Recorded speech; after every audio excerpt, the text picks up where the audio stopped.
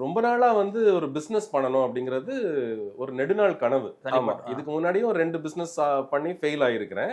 But this is my 3rd business. இங்க என்னுடைய பிரச்சனை என்னன்னா, நான் வந்து ரொம்ப ஆம்பிஷியஸா இருந்தேன்.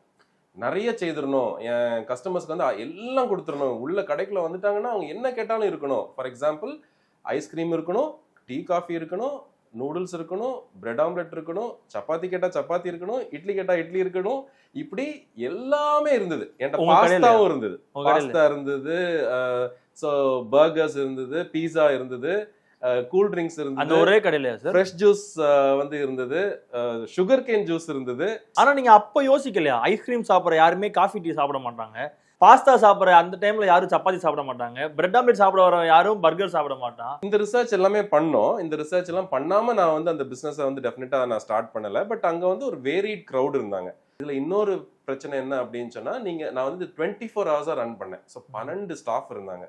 இவங்க எல்லாரையும் நம்ம வந்து மேனேஜ் பண்ணி அதுக்கு ஏத்தாப்புல வருமானத்தை உண்டாக்கி அவங்களுக்கு பே பண்றதுக்கு மட்டும்தான் அது வந்து சரியா இருந்தது ஒழிய லாபம் சம்பாதிக்கிறதுக்கு இல்லவே இல்லை. ஒரு பர்டிகுலர் பாயிண்ட்ல வந்து இது வந்து கையை கடிக்க ஆரம்பிச்சிருச்சு.